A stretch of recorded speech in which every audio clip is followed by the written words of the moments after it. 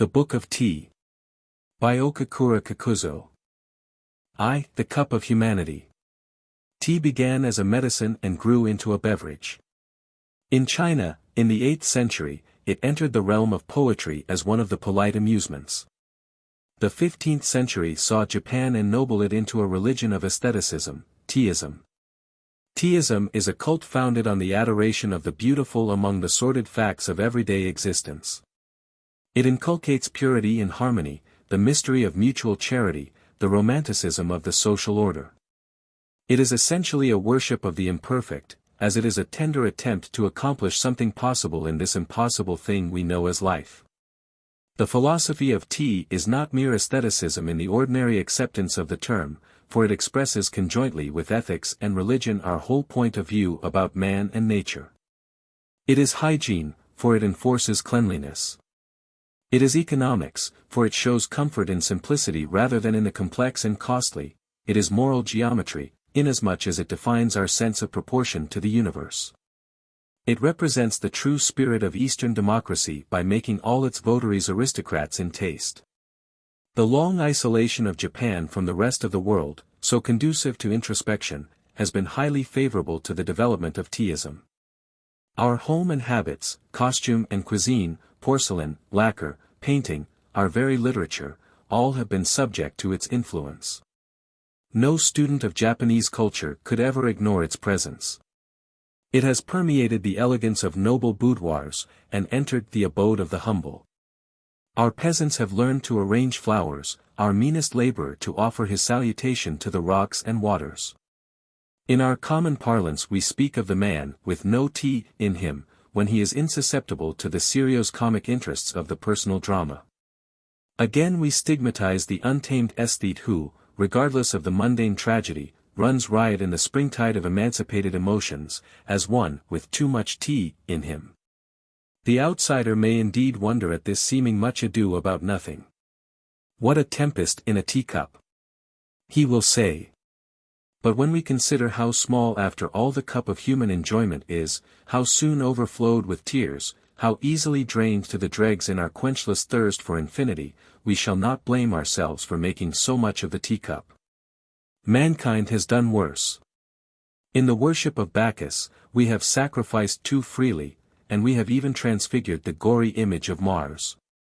Why not consecrate ourselves to the Queen of the Camellias, and revel in the warm stream of sympathy that flows from her altar?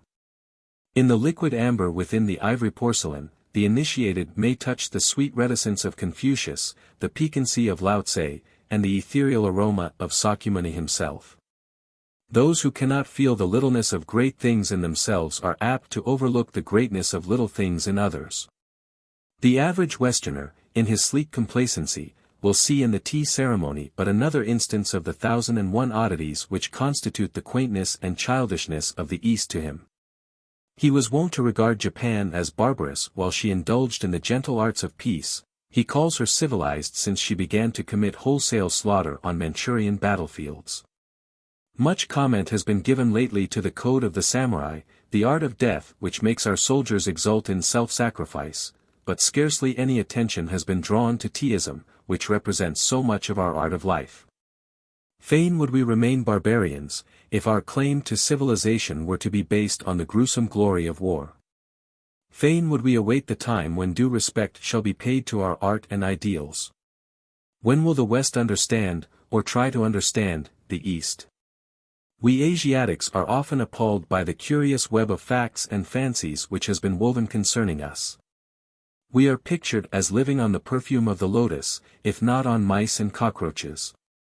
It is either impotent fanaticism or else abject voluptuousness. Indian spirituality has been derided as ignorance, Chinese sobriety as stupidity, Japanese patriotism as the result of fatalism. It has been said that we are less sensible to pain and wounds on account of the callousness of our nervous organization. Why not amuse yourselves at our expense? Asia returns the compliment. There would be further food for merriment if you were to know all that we have imagined and written about you. All the glamour of the perspective is there, all the unconscious homage of wonder, all the silent resentment of the new and undefined. You have been loaded with virtues too refined to be envied, and accused of crimes too picturesque to be condemned. Our writers in the past, the wise men who knew, informed us that you had bushy tails somewhere hidden in your garments, and often dined off a fricassee of newborn babes. Nay, we had something worse against you. We used to think you the most impracticable people on the earth, for you were said to preach what you never practiced. Such misconceptions are fast vanishing amongst us. Commerce has forced the European tongues on many an Eastern port. Asiatic youths are flocking to Western colleges for the equipment of modern education. Our insight does not penetrate your culture deeply, but at least we are willing to learn.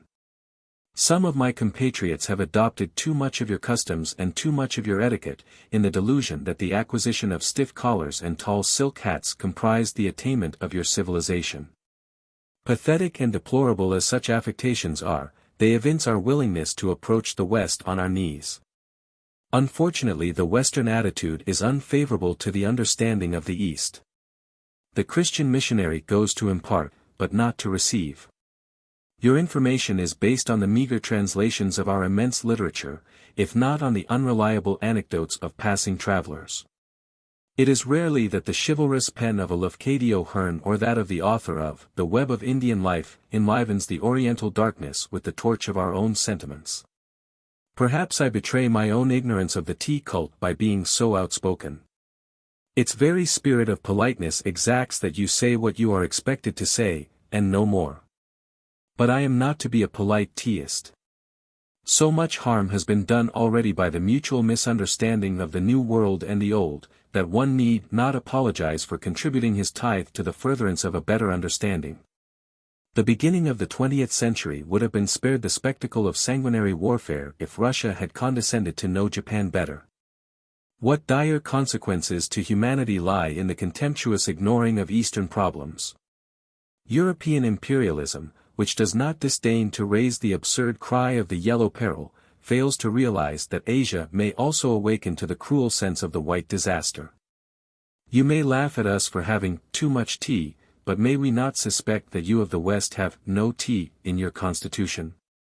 Let us stop the continents from hurling epigrams at each other, and be sadder if not wiser by the mutual gain of half a hemisphere. We have developed along different lines, but there is no reason why one should not supplement the other. You have gained expansion at the cost of restlessness, we have created a harmony which is weak against aggression. Will you believe it, the East is better off in some respects than the West. Strangely enough, humanity has so far met in the teacup. It is the only Asiatic ceremonial which commands universal esteem. The white man has scoffed at our religion and our morals, but has accepted the brown beverage without hesitation.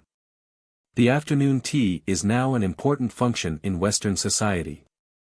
In the delicate clatter of trays and saucers, in the soft rustle of feminine hospitality, in the common catechism about cream and sugar, we know that the worship of tea is established beyond question. The philosophic resignation of the guest to the fate awaiting him in the dubious decoction proclaims that in this single instance the Oriental spirit reigns supreme.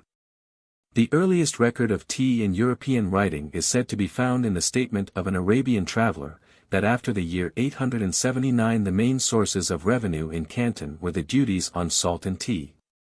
Marco Polo records the deposition of a Chinese minister of finance in 1285 for his arbitrary augmentation of the tea taxes. It was at the period of the great discoveries that the European people began to know more about the extreme Orient. At the end of the 16th century the Hollanders brought the news that a pleasant drink was made in the East from the leaves of a bush. The travelers Giovanni Battista Ramusio, 1559, L. Almeida, 1576, Maffino, 1588, Torreira, 1610, also mention tea. In the last-named year ships of the Dutch East India Company brought the first tea into Europe. It was known in France in 1636, and reached Russia in 16382. England welcomed it in 1650 and spoke of it as that excellent and by all physicians approved China drink, called by the Chinians cha, and by other nations te, alias tea. Like all good things of the world, the propaganda of tea met with opposition. Heretics like Henry Saville, 1678, denounced drinking it as a filthy custom. Jonas Hanway, Essay on Tea, 1756, said that men seem to lose their stature and comeliness, women their beauty through the use of tea. Its cost at the start, about 15 or 16 shillings a pound, forbade popular consumption, and made it regalia for high treatments and entertainments, presents being made thereof to princes and grandees. Yet in spite of such drawbacks tea drinking spread with marvellous rapidity. The coffee houses of London in the early half of the 18th century became, in fact, tea houses, the resort of wits like Addison and Steele, who beguiled themselves over their dish of tea. The beverage soon became a necessity of life, a taxable matter. We are reminded in this connection what an important part it plays in modern history. Colonial America resigned herself to oppression until human endurance gave way before the heavy duties laid on tea. American independence dates from the throwing of tea chests into Boston Harbor. There is a subtle charm in the taste of tea which makes it irresistible and capable of idealization. Western humorists were not slow to mingle the fragrance of their thought with its aroma. It has not the arrogance of wine, the self-consciousness of coffee, nor the simpering innocence of cocoa. Already in 1711, says the Spectator, would therefore in a particular manner recommend these my speculations to all well-regulated families that set apart an hour every morning for tea, bread and butter. And would earnestly advise them for their good to order this paper to be punctually served up and to be looked upon as a part of the tea equipage. Samuel Johnson draws his own portrait as a hardened and shameless tea drinker, who for 20 years diluted his meals with only the infusion of the fascinating plant. Who with tea amused the evening, with tea solaced the midnight, and with tea welcomed the morning. Charles Lamb, a professed devotee, sounded the true note of teaism when he wrote that the greatest pleasure he knew was to do a good action by stealth, and to have it found out by accident. For teaism is the art of concealing beauty that you may discover it, of suggesting what you dare not reveal. It is the noble secret of laughing at yourself, calmly yet thoroughly, and is thus humor itself, the smile of philosophy. All genuine humorists may in this sense be called tea philosophers, Thackeray, for instance, and of course, Shakespeare. The poets of the decadence, when was not the world in decadence? In their protests against materialism, have, to a certain extent, also opened the way to teaism. Perhaps nowadays it is our demure contemplation of the imperfect that the West and the East can meet in mutual consolation. The Taoists relate that at the great beginning of the no beginning, spirit and matter met in mortal combat. At last the Yellow Emperor, the Son of Heaven, triumphed over Shuyang, the demon of darkness and earth. The Titan, in his death agony, struck his head against the solar vault and shivered the blue dome of jade into fragments. The stars lost their nests, the moon wandered aimlessly among the wild chasms of the night. In despair the Yellow Emperor sought far and wide for the repairer of the heavens. He had not to search in vain. Out of the eastern sea rose a queen, the divine Nuka, horn-crowned and dragon-tailed, resplendent in her armor of fire. She welded the five-colored rainbow in her magic cauldron and rebuilt the Chinese sky. But it is told that Nuka forgot to fill 2 tiny crevices in the blue firmament.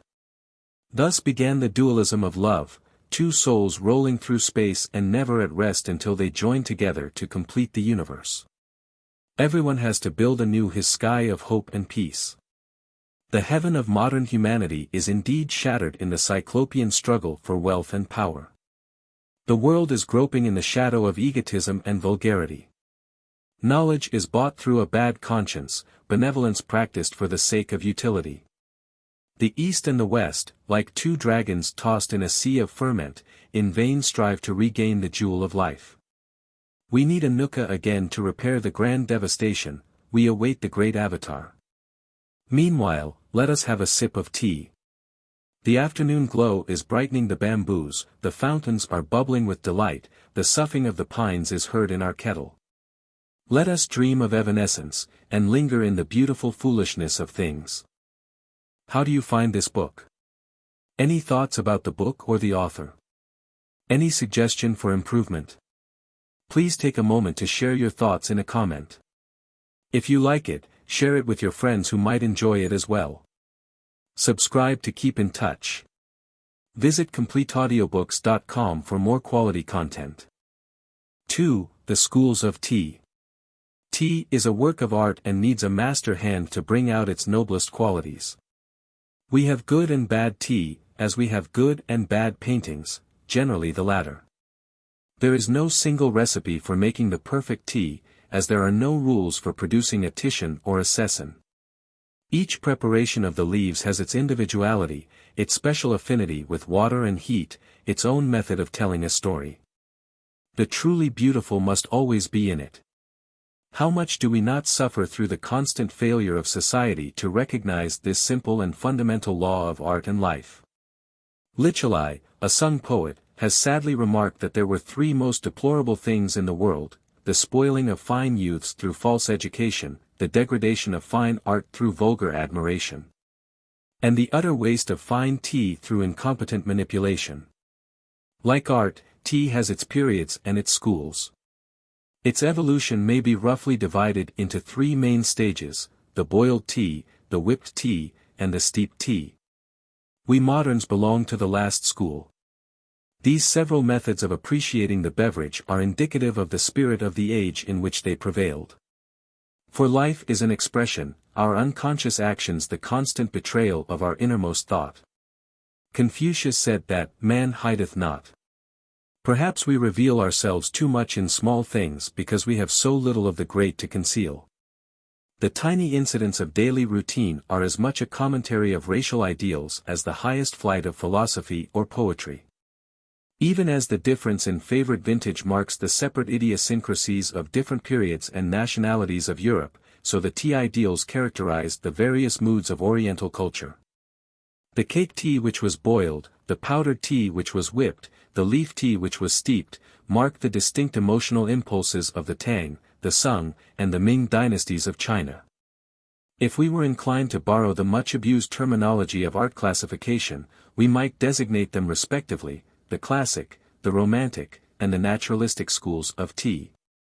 The tea plant, a native of southern China, was known from very early times to Chinese botany and medicine.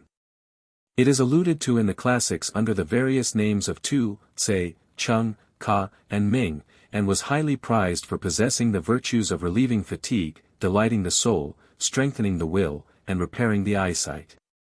It was not only administered as an internal dose, but often applied externally in form of paste to alleviate rheumatic pains.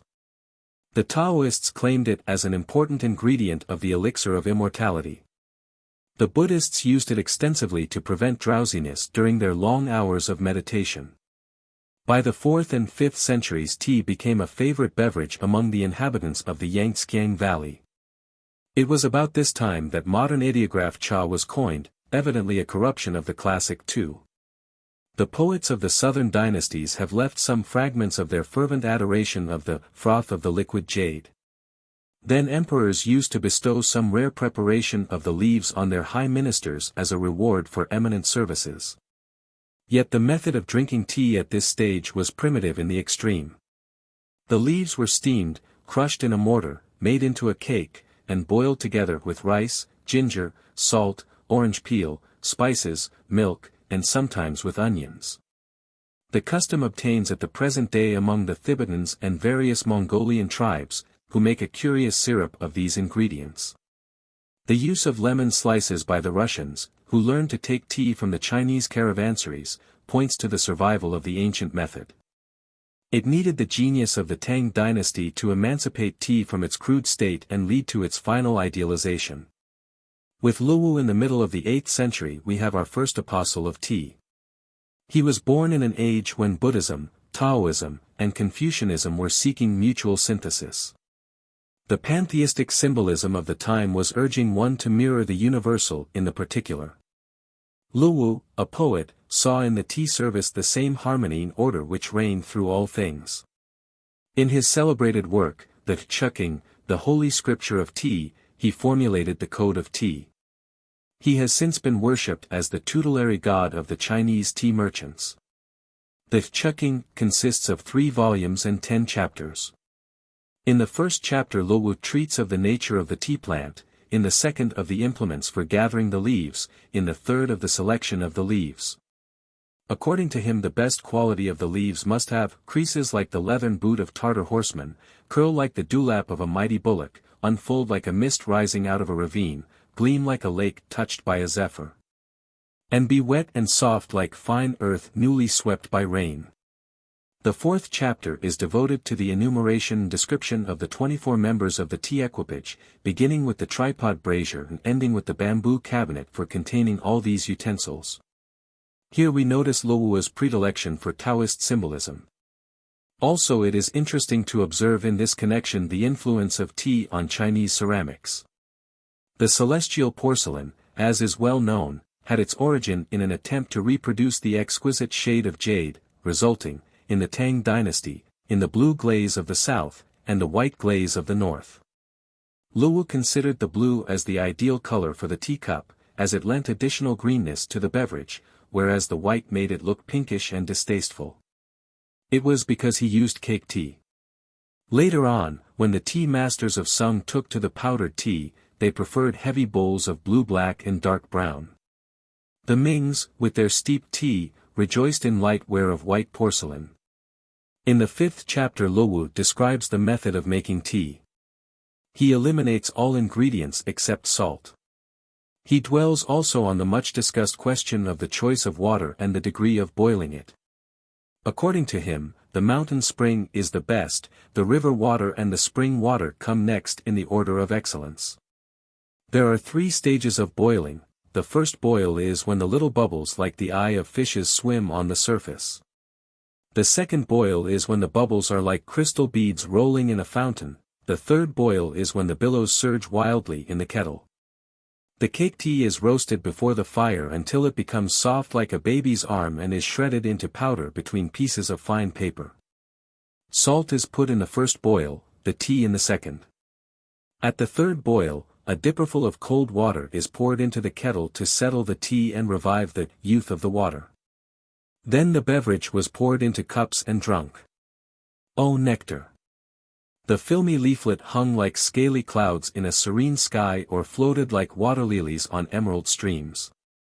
It was of such a beverage that La Deng, a Tang poet, wrote, "The first cup moistens my lips and throat, the second cup breaks my loneliness, the third cup searches my barren entrail but to find therein some 5,000 volumes of odd ideographs.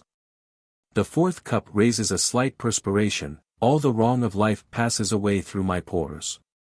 At the fifth cup I am purified, the sixth cup calls me to the realms of the immortals.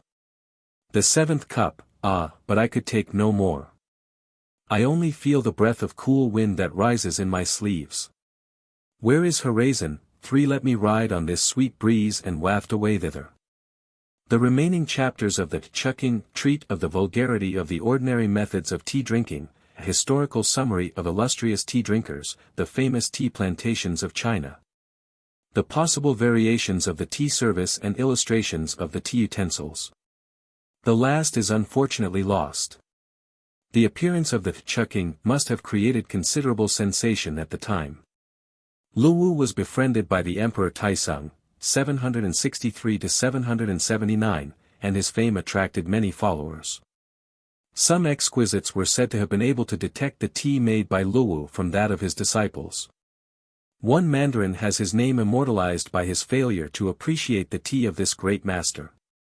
In the Sung dynasty, the whipped tea came into fashion and created the second school of tea. The leaves were ground to fine powder in a small stone mill, and the preparation was whipped in hot water by a delicate whisk made of split bamboo. The new process led to some change in the tea equipage of Luo, as well as in the choice of leaves. Salt was discarded forever.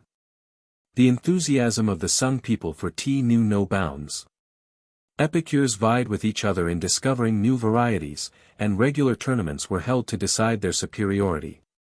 The Emperor Kiasung, 1101–1124, who was too great an artist to be a well-behaved monarch, lavished his treasures on the attainment of rare species.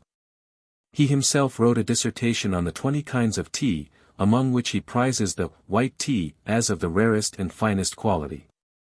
The tea ideal of the Sungs differed from the Tangs even as their notion of life differed. They sought to actualize what their predecessors tried to symbolize. To the Neo-Confucian mind, the cosmic law was not reflected in the phenomenal world, but the phenomenal world was the cosmic law itself. Eons were but moments, nirvana always within grasp. The Taoist conception that immortality lay in the eternal change permeated all their modes of thought. It was the process, not the deed, which was interesting. It was the completing, not the completion, which was really vital. Man came thus at once face to face with nature. A new meaning grew into the art of life. The tea began to be not a poetical pastime, but one of the methods of self-realization. Wang Yeqing eulogized tea as flooding his soul like a direct appeal, that its delicate bitterness reminded him of the aftertaste of a good counsel. Sotumpa wrote of the strength of the immaculate purity in tea which defied corruption as a truly virtuous man. Among the Buddhists, the Southern Zen sect, which incorporated so much of Taoist doctrines, formulated an elaborate ritual of tea. The monks gathered before the image of Bodhidharma and drank tea out of a single bowl with the profound formality of a holy sacrament. It was this Zen ritual which finally developed into the tea ceremony of Japan in the 15th century. Unfortunately, the sudden outburst of the Mongol tribes in the 13th century, which resulted in the devastation and conquest of China under the barbaric rule of the Yuan emperors, destroyed all the fruits of Sung culture. The native dynasty of the Mings, which attempted renationalization in the middle of the 15th century, was harassed by internal troubles, and China again fell under the alien rule of the Manchus in the 17th century. Manners and customs changed to leave no vestige of the former times. The powdered tea is entirely forgotten. We find a Ming commentator at loss to recall the shape of the tea whisk mentioned in one of the Sung classics. Tea is now taken by steeping the leaves in hot water in a bowl or cup. The reason why the Western world is innocent of the older method of drinking tea is explained by the fact that Europe knew it only at the close of the Ming dynasty. To the latter-day Chinese, tea is a delicious beverage, but not an ideal. The long woes of his country have robbed him of the zest for the meaning of life. He has become modern, that is to say, old and disenchanted. He has lost that sublime faith in illusions which constitutes the eternal youth and vigor of the poets and ancients. He is an eclectic and politely accepts the traditions of the universe. He toys with nature, but does not condescend to conquer or worship her. His leaf tea is often wonderful with its flower-like aroma, but the romance of the Tang and Sung ceremonials are not to be found in his cup. Japan, which followed closely on the footsteps of Chinese civilization, has known the tea in all its three stages. As early as the year 729 we read of the Emperor Shomu giving tea to 100 monks at his palace in Nara. The leaves were probably imported by our ambassadors to the Tang court and prepared in the way then in fashion. In 801 the monk Saicho brought back some seeds and planted them in Yisen. Many tea gardens are heard of in succeeding centuries, as well as the delight of the aristocracy and priesthood in the beverage. The Sung tea reached us in 1191 with the return of Yisai Zenji, who went there to study the Southern Zen school. The new seeds which he carried home were successfully planted in 3 places, one of which, the Uji district near Kyoto, bears still the name of producing the best tea in the world. The Southern Zen spread with marvelous rapidity, and with it the tea ritual and the tea ideal of the Sung. By the 15th century, under the patronage of the shogun, Ashikaga Shinesa, the tea ceremony is fully constituted and made into an independent and secular performance. Since then teaism is fully established in Japan. The use of the steeped tea of the later China is comparatively recent among us, being only known since the middle of the 17th century.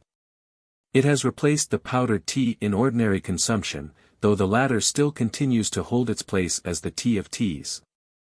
It is in the Japanese tea ceremony that we see the culmination of tea ideals. Our successful resistance of the Mongol invasion in 1281 had enabled us to carry on the Sung movement so disastrously cut off in China itself through the nomadic inroad.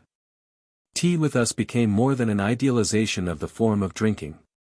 It is a religion of the art of life. The beverage grew to be an excuse for the worship of purity and refinement, a sacred function at which the host and guest join to produce for that occasion the utmost beatitude of the mundane. The tea room was an oasis in the dreary waste of existence where weary travelers could meet to drink from the common spring of art appreciation. The ceremony was an improvised drama whose plot was woven about the tea, the flowers, and the paintings. Not a color to disturb the tone of the room, not a sound to mar the rhythm of things, not a gesture to obtrude on the harmony, not a word to break the unity of the surroundings. All movements to be performed simply and naturally, such were the aims of the tea ceremony. And strangely enough it was often successful. A subtle philosophy lay behind it all. Teaism was Taoism in disguise. 3. Taoism and Zennism. The connection of Zennism with tea is proverbial. We have already remarked that the tea ceremony was a development of the Zen ritual. The name of Lao Tse, the founder of Taoism, is also intimately associated with the history of tea. It is written in the Chinese school manual concerning the origin of habits and customs that the ceremony of offering tea to a guest began with Kuan Yin, a well-known disciple of Lao Tse, who first at the gate of the Han Pass presented to the old philosopher a cup of the golden elixir. We shall not stop to discuss the authenticity of such tales, which are valuable, however, as confirming the early use of the beverage by the Taoists. Our interest in Taoism and Zennism here lies mainly in those ideas regarding life and art which are so embodied in what we call teaism. It is to be regretted that as yet there appears to be no adequate presentation of the Taoists and Zen doctrines in any foreign language, though we have had several laudable attempts. 4. Translation is always a treason, and as a Ming author observes, can at its best be only the reverse side of a brocade. All the threads are there, but not the subtlety of color or design. But, after all, what great doctrine is there which is easy to expound? The ancient sages never put their teachings in systematic form. They spoke in paradoxes, for they were afraid of uttering half-truths. They began by talking like fools and ended by making their hearers wise. Lao Tse himself, with his quaint humor, says, if people of inferior intelligence hear of the Tao, they laugh immensely. It would not be the Tao unless they laughed at it. The Tao literally means a path. It has been severally translated as the way, the absolute, the law, nature, supreme reason, the mode. These renderings are not incorrect, for the use of the term by the Taoists differs according to the subject matter of the inquiry. Lao Tse himself spoke of it thus, there is a thing which is all-containing, which was born before the existence of heaven and earth. How silent! How solitary! It stands alone and changes not. It revolves without danger to itself and is the mother of the universe. I do not know its name and so call it the path. With reluctance I call it the infinite. Infinity is the fleeting is the vanishing is the reverting. The Tao is in the passage rather than the path. It is the spirit of cosmic change, the eternal growth which returns upon itself to produce new forms. It recoils upon itself like the dragon, the beloved symbol of the Taoists. It folds and unfolds as do the clouds. The Tao might be spoken of as the great transition. Subjectively it is the mood of the universe. Its absolute is the relative. It should be remembered in the first place that Taoism, like its legitimate successor Zennism, represents the individualistic trend of the southern Chinese mind in contradistinction to the communism of northern China which expressed itself in Confucianism. The Middle Kingdom is as vast as Europe and has a differentiation of idiosyncrasies marked by the two great river systems which traverse it. The Yangtze and Honghe are respectively the Mediterranean and the Baltic. Even today, in spite of centuries of unification, the southern celestial differs in his thoughts and beliefs from his northern brother as a member of the Latin race differs from the Teuton. In ancient days, when communication was even more difficult than at present, and especially during the feudal period, this difference in thought was most pronounced. The art and poetry of the one breathes an atmosphere entirely distinct from that of the other. In Lao Tse and his followers and in Kutzujin, the forerunner of the Yangtze nature poets, we find an idealism quite inconsistent with the prosaic ethical notions of their contemporary northern writers. Lao Tse lived 5 centuries before the Christian era. The germ of Taoist speculation may be found long before the advent of Lao Tse, surnamed the Long-Eared. The archaic records of China, especially the Book of Changes, foreshadow his thought. But the great respect paid to the laws and customs of that classic period of Chinese civilization which culminated with the establishment of the Zhou dynasty in the 16th century BC, kept the development of individualism in check for a long while. So that it was not until after the disintegration of the Zhou dynasty and the establishment of innumerable independent kingdoms that it was able to blossom forth in the luxuriance of freethought. Lao Tse and Sashi, Chuangzi, were both Southerners and the greatest exponents of the new school. On the other hand, Confucius with his numerous disciples aimed at retaining ancestral conventions. Taoism cannot be understood without some knowledge of Confucianism and vice versa. We have said that the Taoist absolute was the relative. In ethics the Taoist railed at the laws and the moral codes of society, for to them right and wrong were but relative terms. Definition is always limitation, the fixed and unchangeless are but terms expressive of a stoppage of growth. Said Kazujin, the sages move the world. Our standards of morality are begotten of the past needs of society, but is society to remain always the same? The observance of communal traditions involves a constant sacrifice of the individual to the state. Education, in order to keep up the mighty delusion, encourages a species of ignorance. People are not taught to be really virtuous, but to behave properly. We are wicked because we are frightfully self-conscious. We nurse a conscience because we are afraid to tell the truth to others. We take refuge in pride because we are afraid to tell the truth to ourselves. How can one be serious with the world when the world itself is so ridiculous? The spirit of barter is everywhere. Honor and chastity. Behold the complacent salesman retailing the good and true. One can even buy a so-called religion, which is really but common morality sanctified with flowers and music. Rob the church of her accessories and what remains behind. Yet the trusts thrive marvelously, for the prices are absurdly cheap, a prayer for a ticket to heaven, a diploma for an honorable citizenship. Hide yourself under a bushel quickly, for if your real usefulness were known to the world you would soon be knocked down to the highest bidder by the public auctioneer. Why do men and women like to advertise themselves so much? Is it not but an instinct derived from the days of slavery? The virility of the idea lies not less in its power of breaking through contemporary thought than in its capacity for dominating subsequent movements. Taoism was an active power during the Qin dynasty, that epoch of Chinese unification from which we derive the name China. It would be interesting had we time to note its influence on contemporary thinkers, the mathematicians, writers on law and war, the mystics and alchemists and the later nature poets of the Yangtze.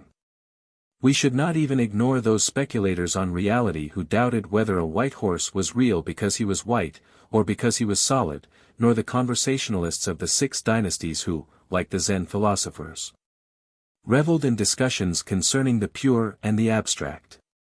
Above all we should pay homage to Taoism for what it has done toward the formation of the celestial character, giving to it a certain capacity for reserve and refinement as warm as jade. Chinese history is full of instances in which the votaries of Taoism, princes and hermits alike, followed with varied and interesting results the teachings of their creed. The tale will not be without its quota of instruction and amusement. It will be rich in anecdotes, allegories, and aphorisms.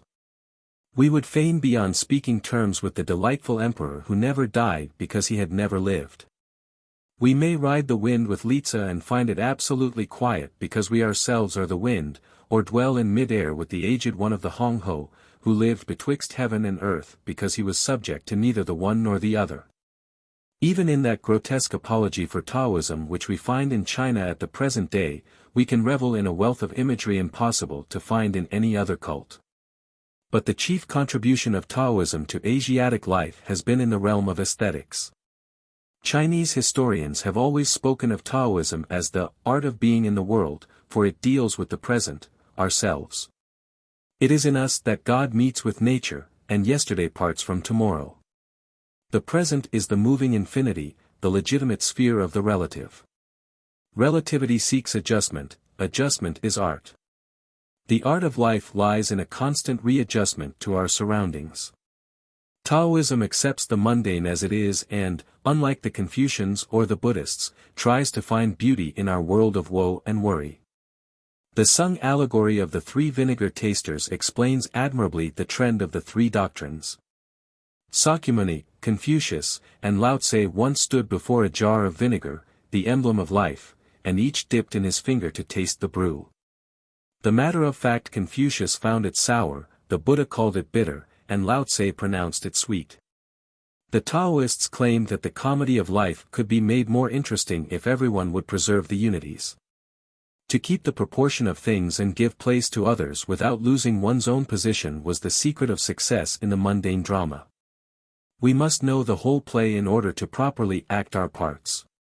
The conception of totality must never be lost in that of the individual. This Lao Tse illustrates by his favorite metaphor of the vacuum. He claimed that only in vacuum lay the truly essential.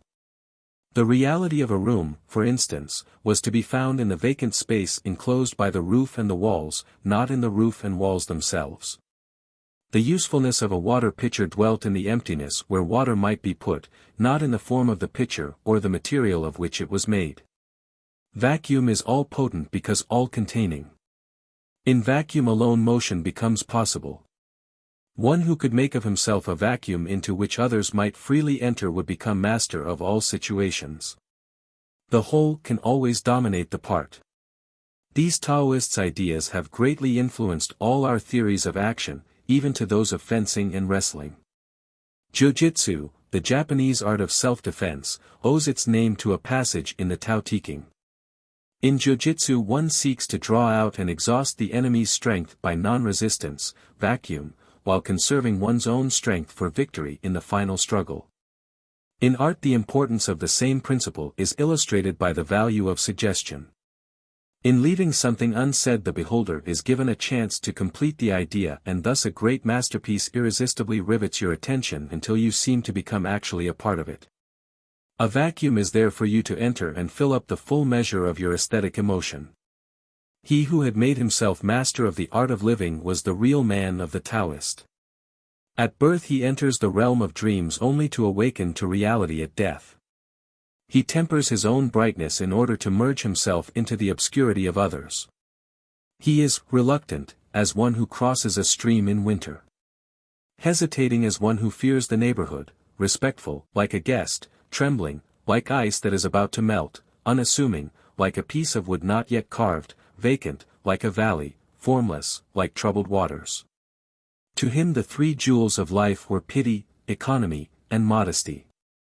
If now we turn our attention to Zennism we shall find that it emphasizes the teachings of Taoism.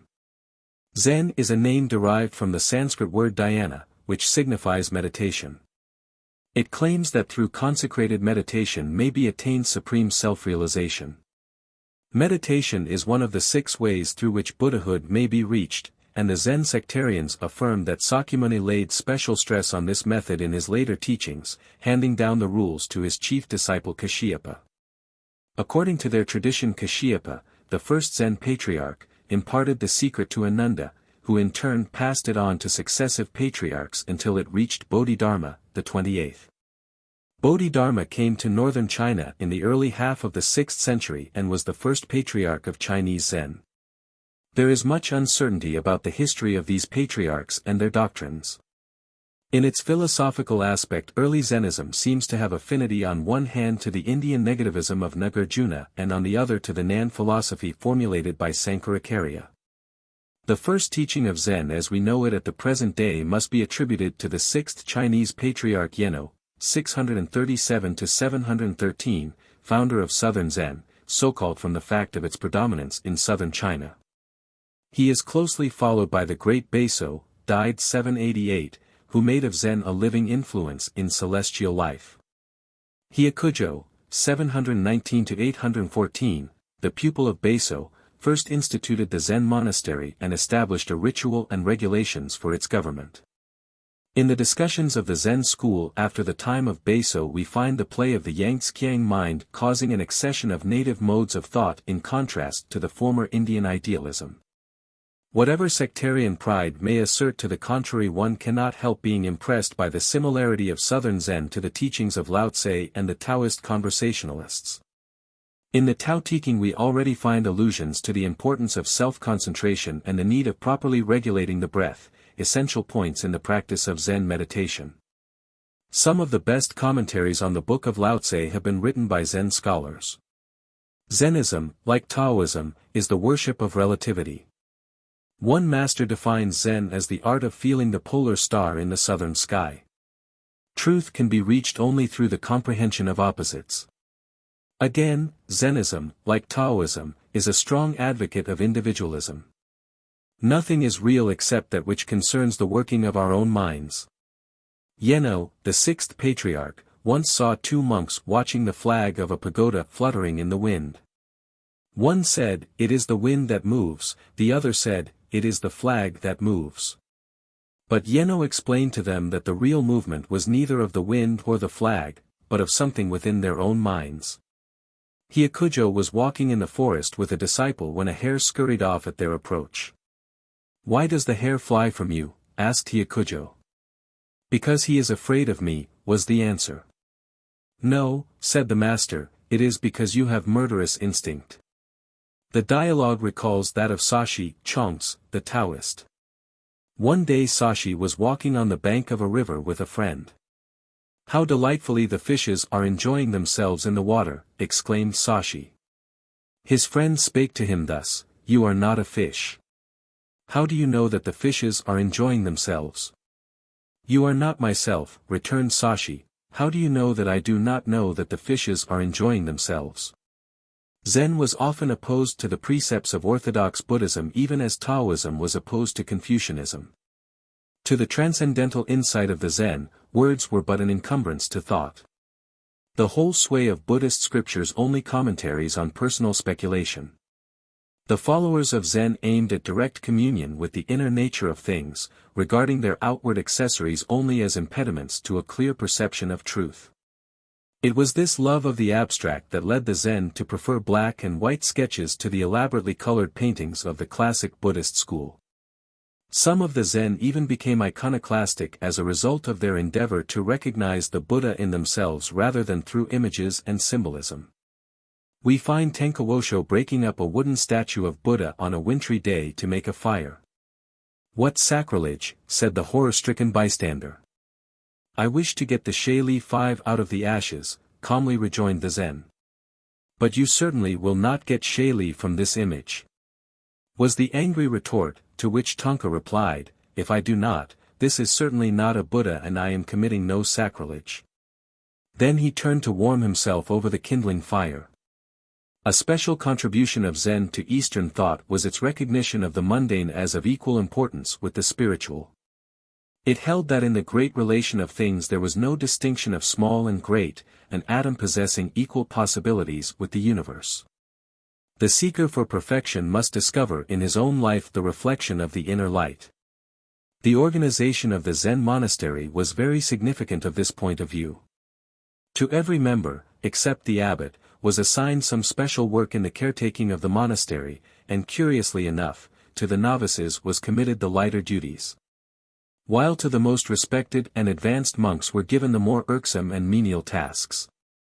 Such services formed a part of the Zen discipline and every least action must be done absolutely perfectly.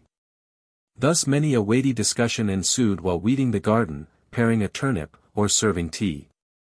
The whole ideal of Teaism is a result of this Zen conception of greatness in the smallest incidents of life. Taoism furnished the basis for aesthetic ideals, Zennism made them practical. 4. The tea room. To European architects brought up on the traditions of stone and brick construction, our Japanese method of building with wood and bamboo seems scarcely worthy to be ranked as architecture.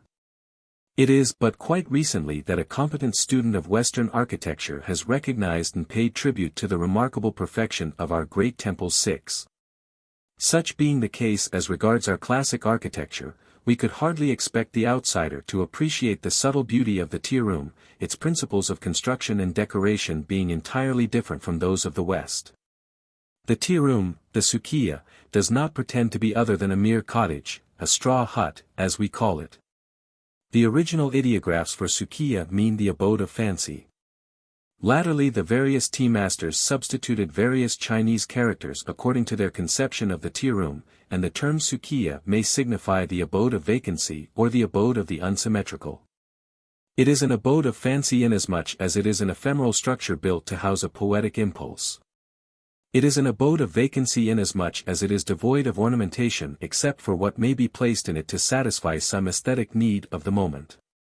It is an abode of the unsymmetrical inasmuch as it is consecrated to the worship of the imperfect, purposely leaving something unfinished for the play of the imagination to complete. The ideals of teaism have since the 16th century influenced our architecture to such degree that the ordinary Japanese interior of the present day, on account of the extreme simplicity and chasteness of its scheme of decoration, appears to foreigners almost barren. The first independent tea room was the creation of Senno Soiki, commonly known by his later name of Rikyu, the greatest of all tea masters, who, in the 16th century, under the patronage of Taiko Hideyoshi, instituted and brought to a high state of perfection the formalities of the tea ceremony. The proportions of the tea room had been previously determined by Chadō, a famous tea master of the 15th century. The early tea room consisted merely of a portion of the ordinary drawing room partitioned off by screens for the purpose of the tea gathering. The portion partitioned off was called the kakoi, enclosure, a name still applied to those tea rooms which are built into a house and are not independent constructions. The sukiya consists of the tea room proper, designed to accommodate not more than 5 persons, a number suggestive of the saying, more than the graces and less than the muses.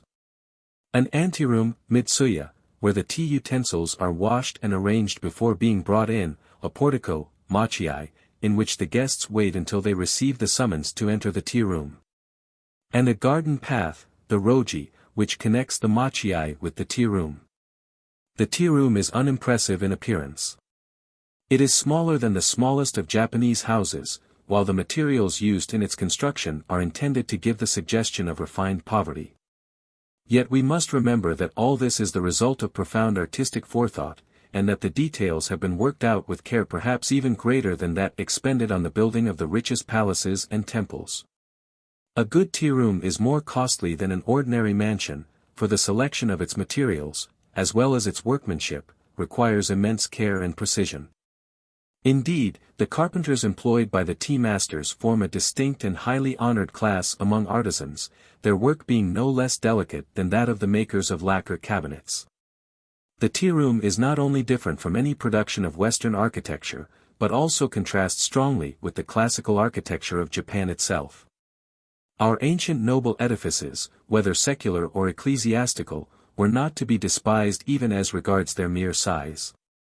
The few that have been spared in the disastrous conflagrations of centuries are still capable of awing us by the grandeur and richness of their decoration.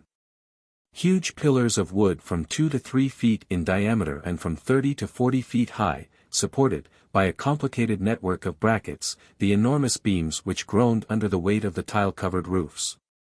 The material and mode of construction, though weak against fire, proved itself strong against earthquakes, and was well suited to the climatic conditions of the country. In the Golden Hall of Horyuji and the Pagoda of Yakushiji, we have noteworthy examples of the durability of our wooden architecture. These buildings have practically stood intact for nearly 12 centuries. The interior of the old temples and palaces was profusely decorated. In the Hoodoo temple at Uji, dating from the 10th century, we can still see the elaborate canopy in gilded baldacchinos, many-colored and inlaid with mirrors and mother-of-pearl, as well as remains of the paintings and sculpture which formerly covered the walls. Later, at Nikko and in the Nijo Castle in Kyoto, we see structural beauty sacrificed to a wealth of ornamentation which in color and exquisite detail equals the utmost gorgeousness of Arabian or Moorish effort. The simplicity and purism of the tea room resulted from emulation of the Zen monastery. A Zen monastery differs from those of other Buddhist sects inasmuch as it is meant only to be a dwelling place for the monks. Its chapel is not a place of worship or pilgrimage, but a college room where the students congregate for discussion and the practice of meditation. The room is bare except for a central alcove in which, behind the altar, is a statue of Bodhidharma, the founder of the sect, or of Sakyamuni attended by Kashyapa and Ananda, the two earliest Zen patriarchs. On the altar, flowers and incense are offered up in the memory of the great contributions which these sages made to Zen. We have already said that it was the ritual instituted by the Zen monks of successively drinking tea out of a bowl before the image of Bodhidharma, which laid the foundations of the tea ceremony. We might add here that the altar of the Zen chapel was the prototype of the tokonoma, the place of honor in a Japanese room where paintings and flowers are placed for the edification of the guests. All our great tea masters were students of Zen and attempted to introduce the spirit of Zennism into the actualities of life. Thus the room, like the other equipments of the tea ceremony, reflects many of the Zen doctrines. The size of the orthodox tea room, which is 4 mats and a half, or 10 feet square, is determined by a passage in the Sutra of Vikramadisha. In that interesting work, Vikramadisha welcomes the Saint Manjushri and 84,000 disciples of Buddha in a room of this size, an allegory based on the theory of the non-existence of space to the truly enlightened. Again the roji, the garden path which leads from the machiai to the tea room, signified the first stage of meditation, the passage into self-illumination. The roji was intended to break connection with the outside world, and produce a fresh sensation conducive to the full enjoyment of aestheticism in the tea room itself. One who has trodden this garden path cannot fail to remember how his spirit, as he walked in the twilight of evergreens over the regular irregularities of the stepping stones, beneath which lay dried pine needles, and passed beside the moss-covered granite lanterns, became uplifted above ordinary thoughts. One may be in the midst of a city, and yet feel as if he were in the forest far away from the dust and din of civilization. Great was the ingenuity displayed by the tea masters in producing these effects of serenity and purity. The nature of the sensations to be aroused in passing through the roji differed with different tea masters. Some, like Rikyu, aimed at utter loneliness, and claimed the secret of making a roji was contained in the ancient ditty. I look beyond. Flowers are not, nor tinted leaves. On the sea beach, a solitary cottage stands, in the waning light of an autumn eve. Others, like Kobori and Shiu, sought for a different effect. And Shiu said the idea of the garden path was to be found in the following verses. A cluster of summer trees, a bit of the sea, a pale evening moon. It is not difficult to gather his meaning. He wished to create the attitude of a newly awakened soul still lingering amid shadowy dreams of the past, yet bathing in the sweet unconsciousness of a mellow spiritual light, and yearning for the freedom that lay in the expanse beyond. Thus prepared the guest will silently approach the sanctuary, and, if a samurai, will leave his sword on the rack beneath the eaves, the tea room being preeminently the house of peace. Then he will bend low and creep into the room through a small door not more than 3 feet in height. This proceeding was incumbent on all guests, high and low alike, and was intended to inculcate humility. The order of precedence having been mutually agreed upon while resting in the machiai, the guests one by one will enter noiselessly and take their seats, first making obeisance to the picture or flower arrangement on the tokonoma. The host will not enter the room until all the guests have seated themselves and quiet reigns with nothing to break the silence save the note of the boiling water in the iron kettle. The kettle sings well, 4 pieces of iron are so arranged in the bottom as to produce a peculiar melody in which one may hear the echoes of a cataract muffled by clouds, of a distant sea breaking among the rocks, a rainstorm sweeping through a bamboo forest, or of the soughing of pines on some faraway hill. Even in the daytime the light in the room is subdued, for the low eaves of the slanting roof admit but few of the sun's rays. Everything is sober in tint from the ceiling to the floor.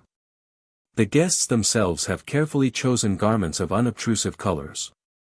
The mellowness of age is over all, everything suggestive of recent acquirement being tabooed save only the one note of contrast furnished by the bamboo dipper and the linen napkin, both immaculately white and new. However faded the tea room and the tea equipage may seem, everything is absolutely clean. Not a particle of dust will be found in the darkest corner, for if any exists the host is not a tea master.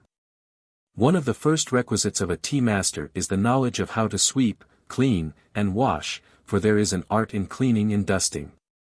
A piece of antique metal work must not be attacked with the unscrupulous zeal of the Dutch housewife.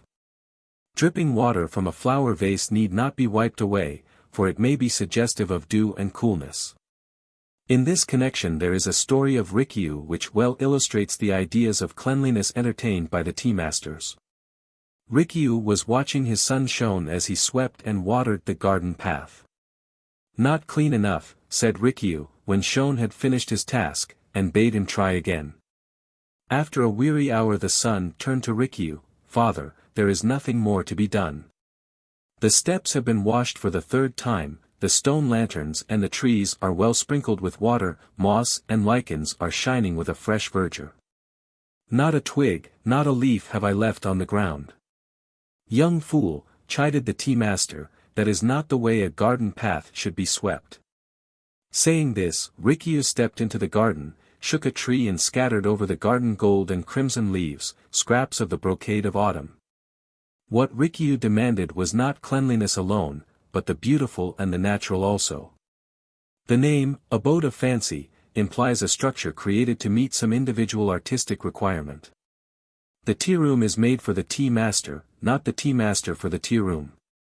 It is not intended for posterity and is therefore ephemeral. The idea that everyone should have a house of his own is based on an ancient custom of the Japanese race, Shinto superstition ordaining that every dwelling should be evacuated on the death of its chief occupant. Perhaps there may have been some unrealized sanitary reason for this practice. Another early custom was that a newly built house should be provided for each couple that married. It is on account of such customs that we find the imperial capitals so frequently removed from one site to another in ancient days.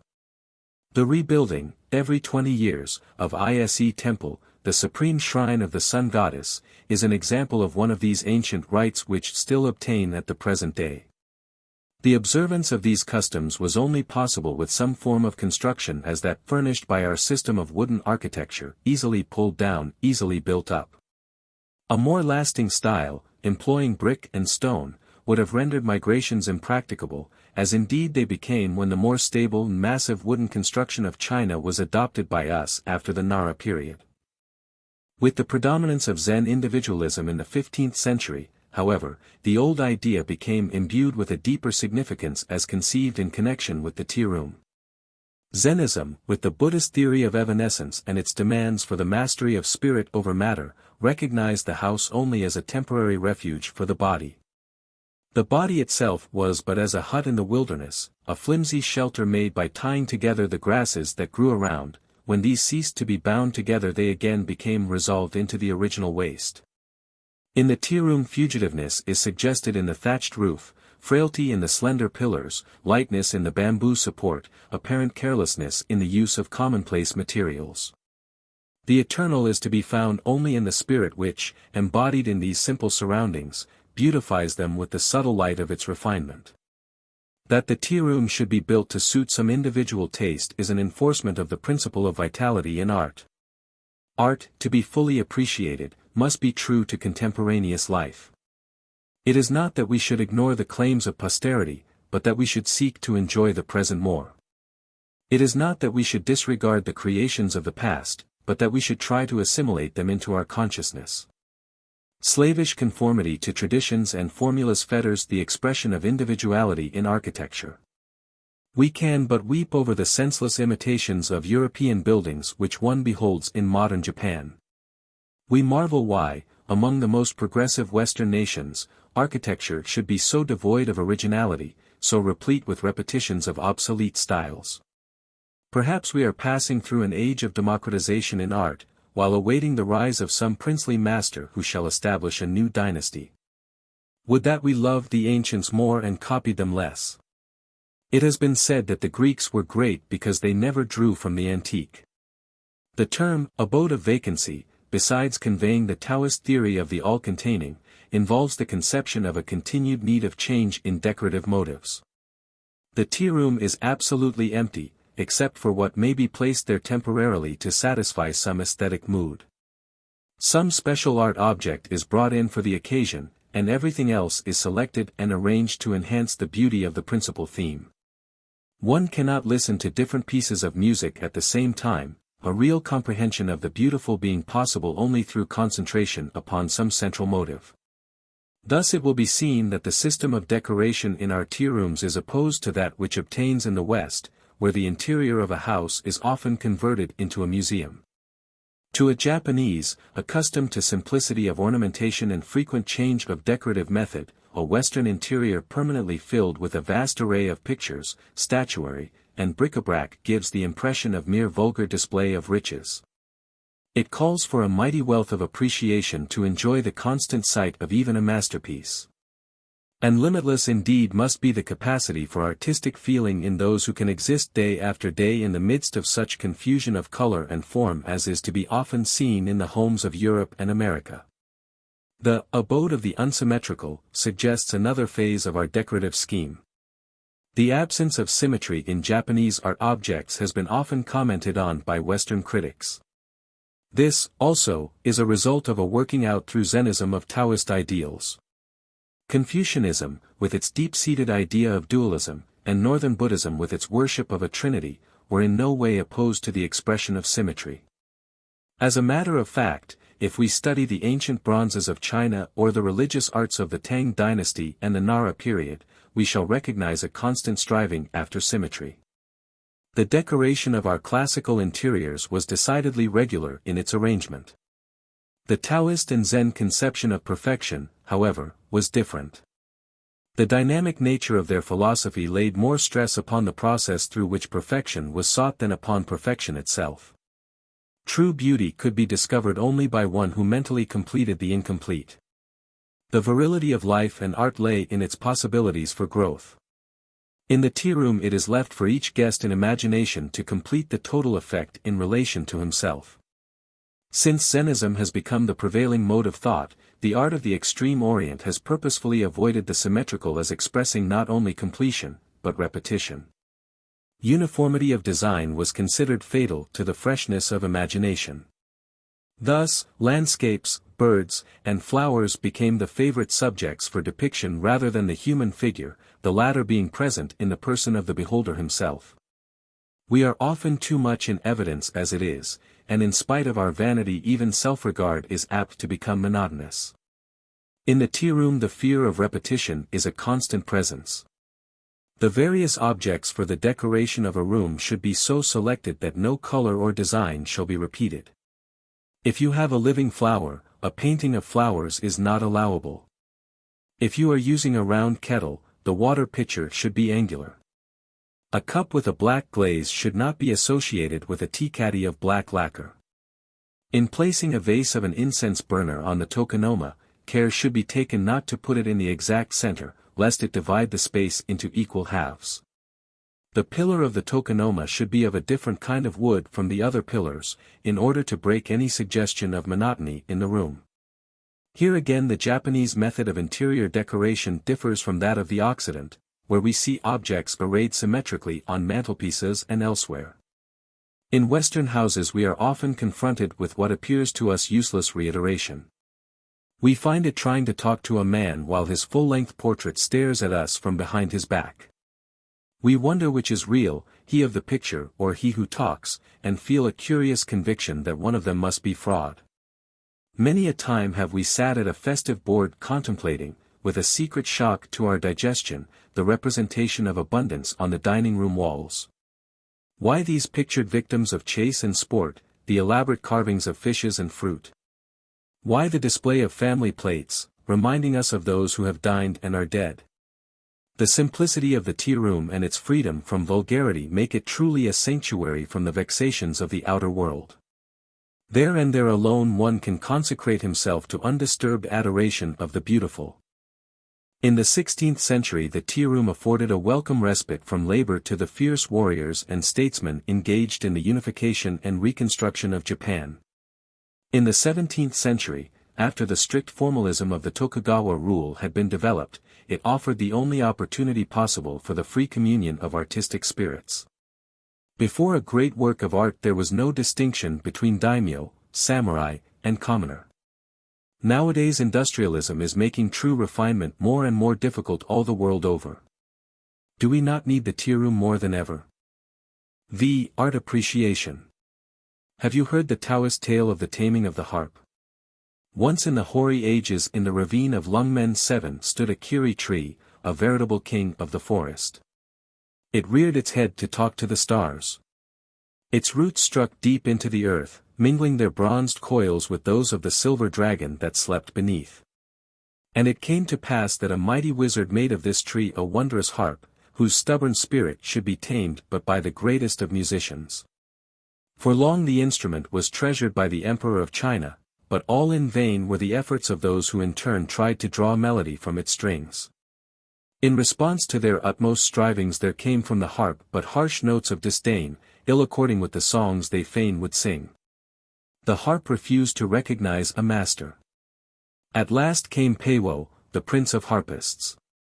With tender hand he caressed the harp as one might seek to soothe an unruly horse, and softly touched the chords. He sang of nature and the seasons, of high mountains and flowing waters, and all the memories of the tree awoke. Once more the sweet breath of spring played amidst its branches. The young cataracts, as they danced down the ravine, laughed to the budding flowers. Anon were heard the dreamy voices of summer with its myriad insects, the gentle pattering of rain, the wail of the cuckoo. Hark! A tiger roars, the valley answers again. It is autumn. In the desert night, sharp like a sword gleams the moon upon the frosted grass. Now winter reigns, and through the snow-filled air swirl flocks of swans and rattling hailstones beat upon the boughs with fierce delight. Then Peiwo changed the key and sang of love. The forest swayed like an ardent swain deep lost in thought. On high, like a haughty maiden, swept a cloud bright and fair, but passing, trailed long shadows on the ground, black like despair. Again the mode was changed, Peiwo sang of war, of clashing steel and trampling steeds. And in the harp arose the tempest of Lungmen, the dragon rode the lightning, the thundering avalanche crashed through the hills. In ecstasy the celestial monarch asked Peiwo wherein lay the secret of his victory. Sire, he replied, others have failed because they sang but of themselves. I left the harp to choose its theme, and knew not truly whether the harp had been Peiwo or Peiwo were the harp. This story well illustrates the mystery of art appreciation. The masterpiece is a symphony played upon our finest feelings. True art is Peiwo, and we the harp of Lungmen. At the magic touch of the beautiful the secret chords of our being are awakened, we vibrate and thrill in response to its call. Mind speaks to mind. We listen to the unspoken, we gaze upon the unseen. The master calls forth notes we know not of. Memories long forgotten all come back to us with a new significance. Hopes stifled by fear, yearnings that we dare not recognize, stand forth in new glory. Our mind is the canvas on which the artists lay their color, their pigments are our emotions, their chiaroscuro the light of joy, the shadow of sadness. The masterpiece is of ourselves, as we are of the masterpiece. The sympathetic communion of minds necessary for art appreciation must be based on mutual concession. The spectator must cultivate the proper attitude for receiving the message, as the artist must know how to impart it.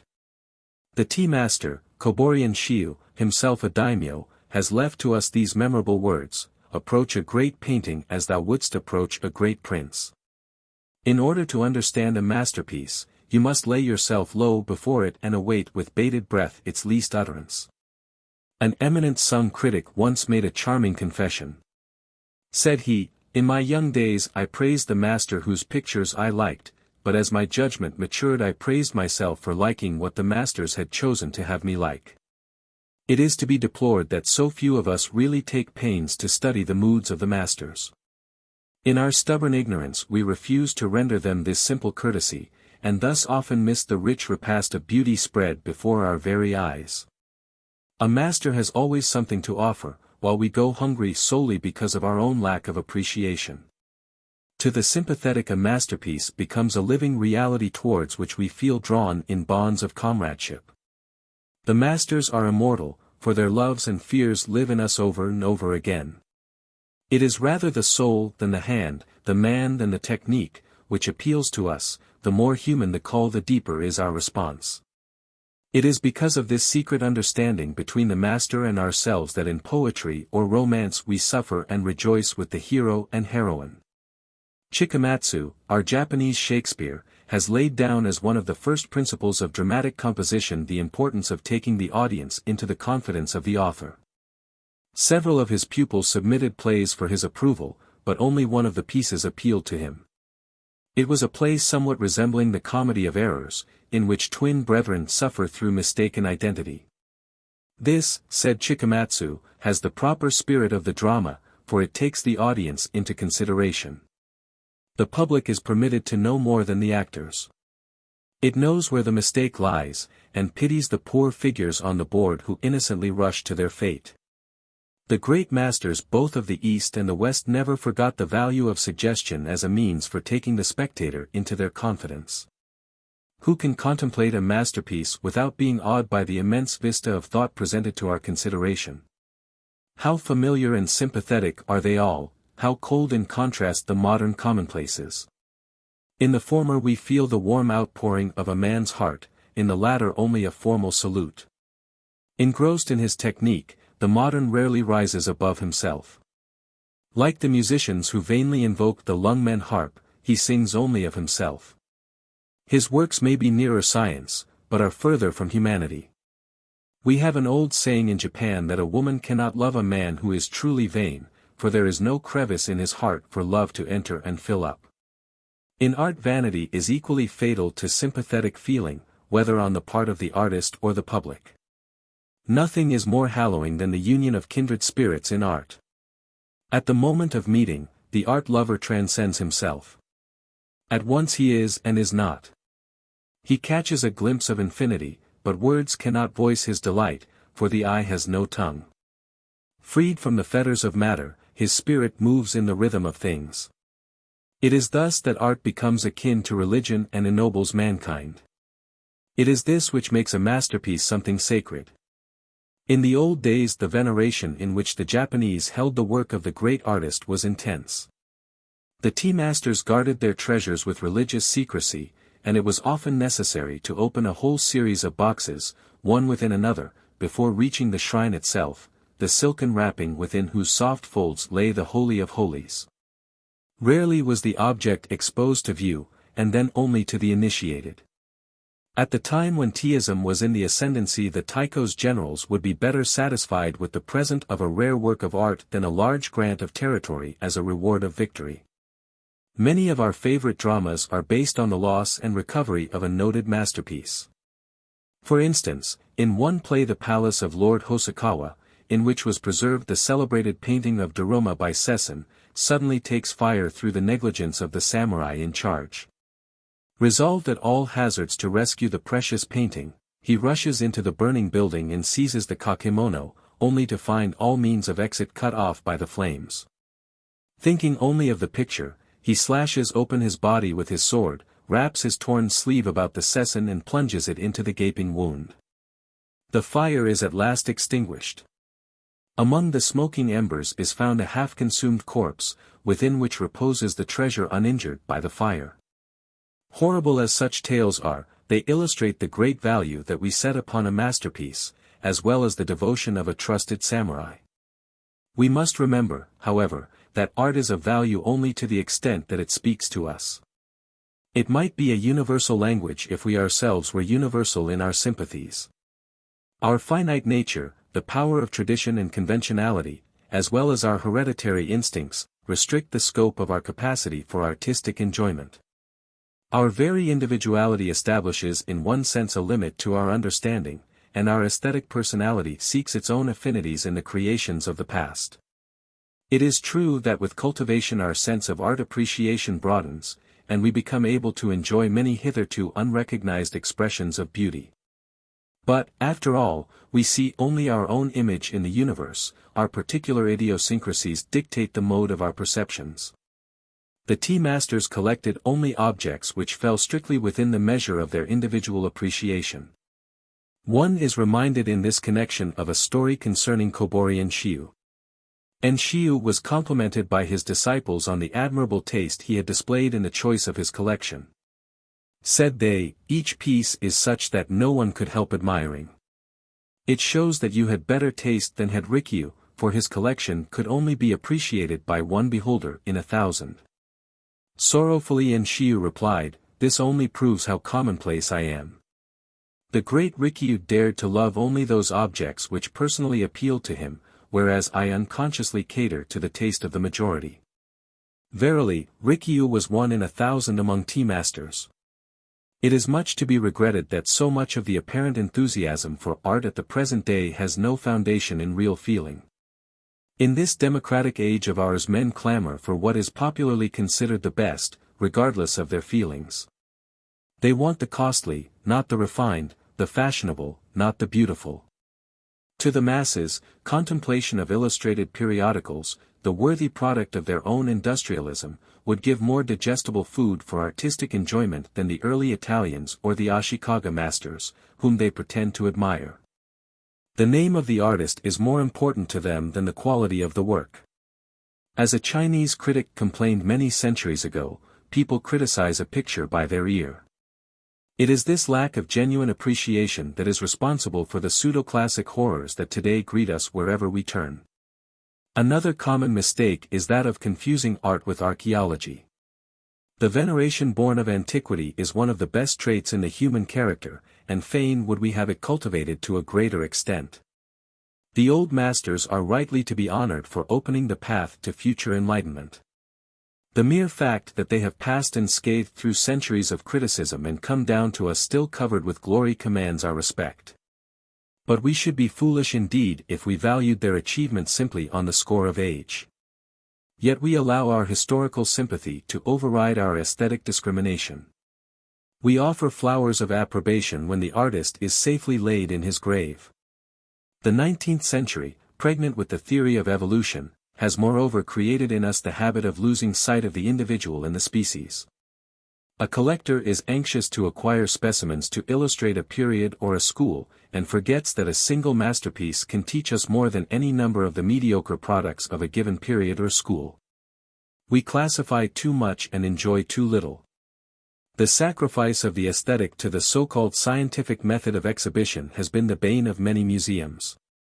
The claims of contemporary art cannot be ignored in any vital scheme of life. The art of today is that which really belongs to us, it is our own reflection. In condemning it we but condemn ourselves. We say that the present age possesses no art. Who is responsible for this? It is indeed a shame that despite all our rhapsodies about the ancients we pay so little attention to our own possibilities. Struggling artists, weary souls lingering in the shadow of cold disdain. In our self-centered century, what inspiration do we offer them? The past may well look with pity at the poverty of our civilization, the future will laugh at the barrenness of our art. We are destroying the beautiful in life. Would that some great wizard might from the stem of society shape a mighty harp whose strings would resound to the touch of genius. 6. Flowers. In the trembling gray of a spring dawn, when the birds were whispering in mysterious cadence among the trees, have you not felt that they were talking to their mates about the flowers?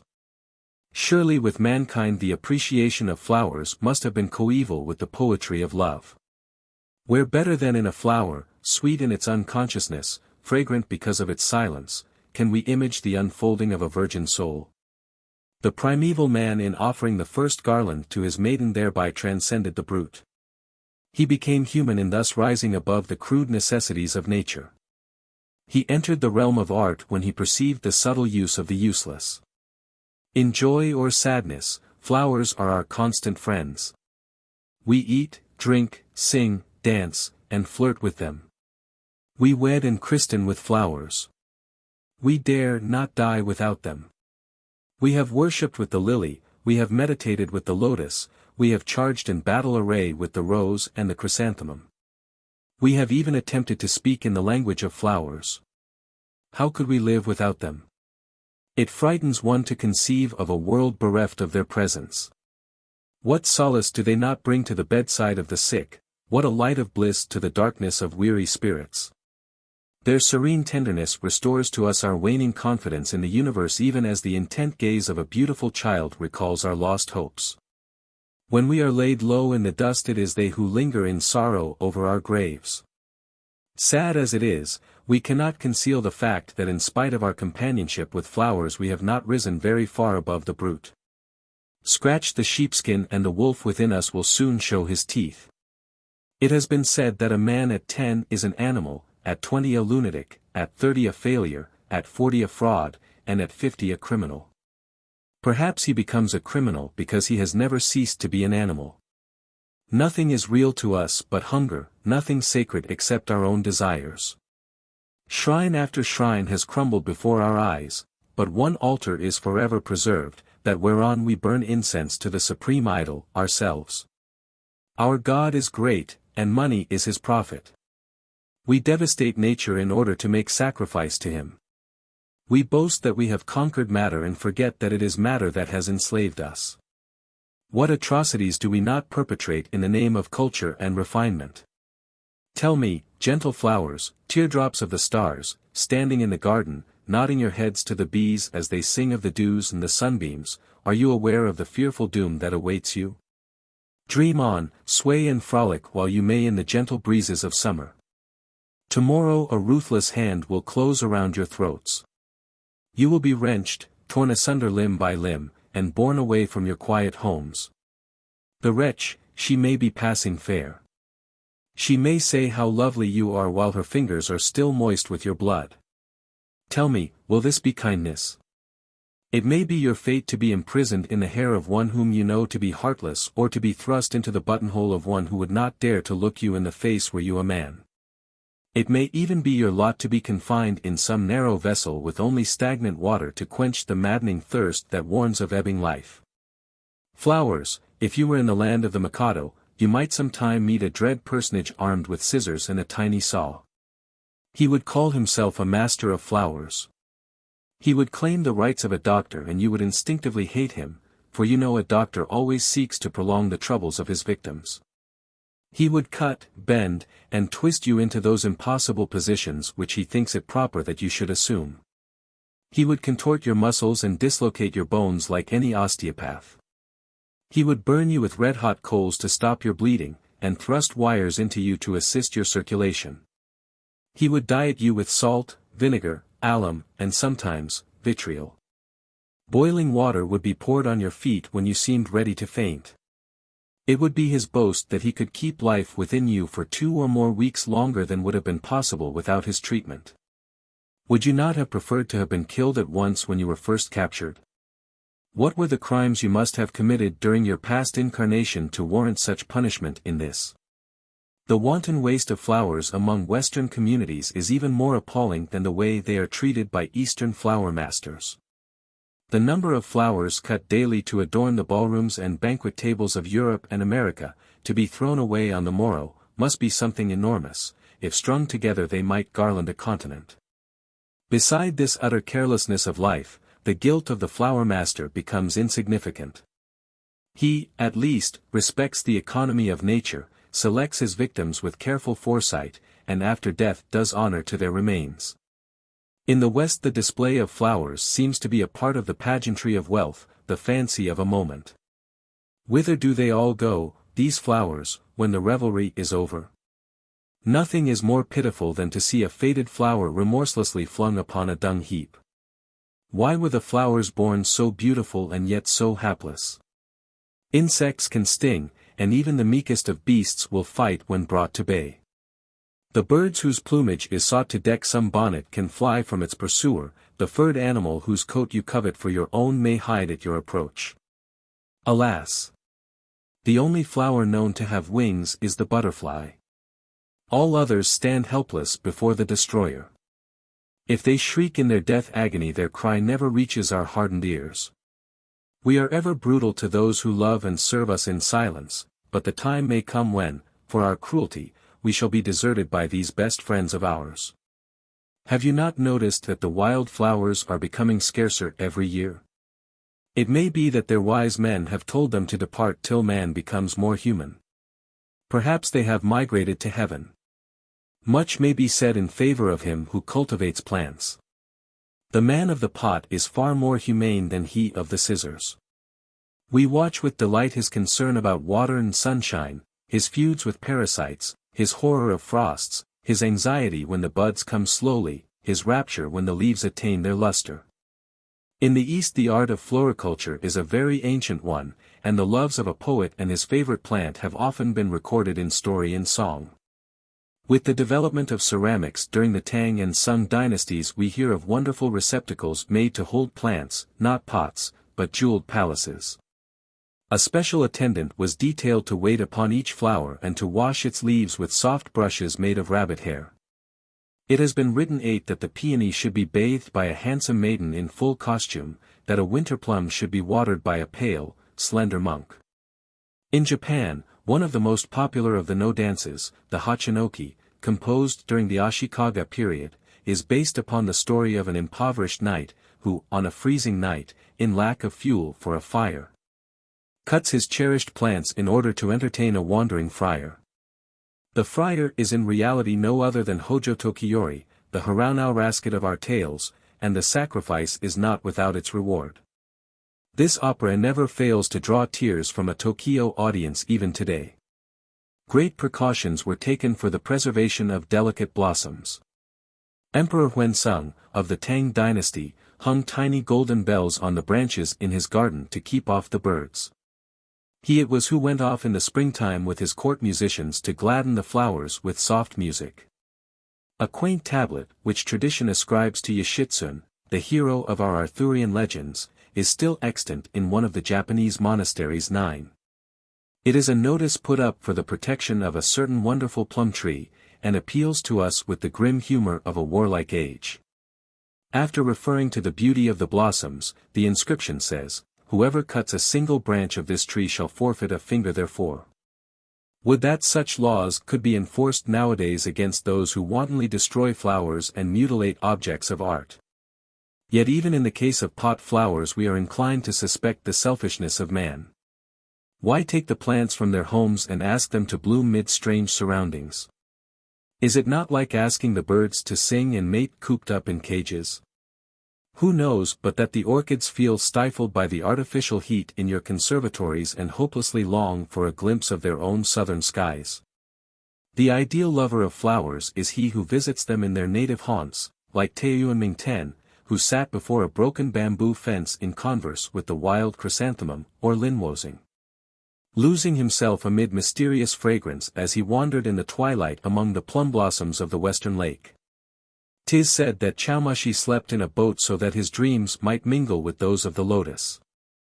It was the same spirit which moved the Empress Komio, one of our most renowned Nara sovereigns, as she sang, "If I pluck thee, my hand will defile thee, O flower. Standing in the meadows as thou art, I offer thee to the Buddhas of the past, of the present, of the future." However, let us not be too sentimental. Let us be less luxurious but more magnificent. Said Lao Tse, "Heaven and earth are pitiless." Said Kobadaishi, "Flow, flow, flow, flow, the current of life is ever onward. Die, die, die, die, death comes to all. Destruction faces us wherever we turn. Destruction below and above, destruction behind and before. Change is the only eternal, why not as welcome death as life? They are but counterparts one of the other, the night and day of Brahma. Through the disintegration of the old, recreation becomes possible. We have worshipped death, the relentless goddess of mercy, under many different names. It was the shadow of the all-devouring that the Gaburs greeted in the fire. It is the icy purism of the sword soul before which Shinto Japan prostrates herself even today. The mystic fire consumes our weakness, the sacred sword cleaves the bondage of desire. From our ashes springs the phoenix of celestial hope, out of the freedom comes a higher realization of manhood. Why not destroy flowers if thereby we can evolve new forms ennobling the world idea? We only ask them to join in our sacrifice to the beautiful. We shall atone for the deed by consecrating ourselves to purity and simplicity. Thus reasoned the tea masters when they established the cult of flowers. Anyone acquainted with the ways of our tea and flower masters must have noticed the religious veneration with which they regard flowers. They do not cull at random, but carefully select each branch or spray with an eye to the artistic composition they have in mind. They would be ashamed should they chance to cut more than were absolutely necessary. It may be remarked in this connection that they always associate the leaves, if there be any, with the flower, for the object is to present the whole beauty of plant life. In this respect, as in many others, their method differs from that pursued in Western countries. Here we are apt to see only the flower stems, heads as it were, without body, stuck promiscuously into a vase. When a tea master has arranged a flower to his satisfaction, he will place it on the tokonoma, the place of honor in a Japanese room. Nothing else will be placed near it which might interfere with its effect, not even a painting, unless there be some special aesthetic reason for the combination. It rests there like an enthroned prince, and the guests or disciples on entering the room will salute it with a profound bow before making their addresses to the host. Drawings from masterpieces are made and published for the edification of amateurs. The amount of literature on the subject is quite voluminous. When the flower fades, the master tenderly consigns it to the river or carefully buries it in the ground. Monuments are sometimes erected to their memory. The birth of the art of flower arrangement seems to be simultaneous with that of teaism in the 15th century. Our legends ascribe the first flower arrangement to those early Buddhist saints who gathered the flowers strewn by the storm and, in their infinite solicitude for all living things, placed them in vessels of water.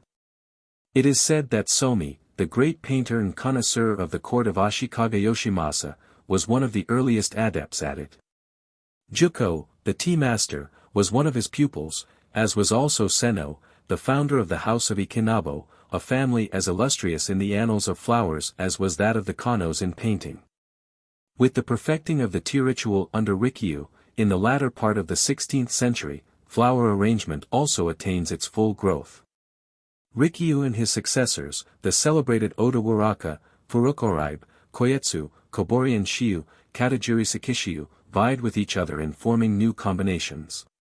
We must remember, however, that the flower worship of the tea masters formed only a part of their aesthetic ritual, and was not a distinct religion by itself. A flower arrangement, like the other works of art in the tea room, was subordinated to the total scheme of decoration. Thus Sakishiyu ordained that white plum blossoms should not be made use of when snow lay in the garden. Noisy flowers were relentlessly banished from the tea room. A flower arrangement by a tea master loses its significance if removed from the place for which it was originally intended, for its lines and proportions have been specially worked out with a view to its surroundings. The adoration of the flower for its own sake begins with the rise of flower masters, toward the middle of the 17th century.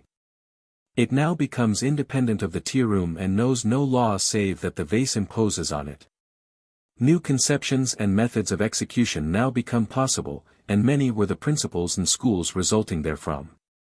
A writer in the middle of the last century said he could count over 100 different schools of flower arrangement. Broadly speaking, these divide themselves into two main branches, the formalistic and the naturalesque. The formalistic schools, led by the Ikinabos, aimed at a classic idealism corresponding to that of the Kano academicians. We possess records of arrangements by the early masters of the school which almost reproduced the flower paintings of Sansetsu and Tsunenobu.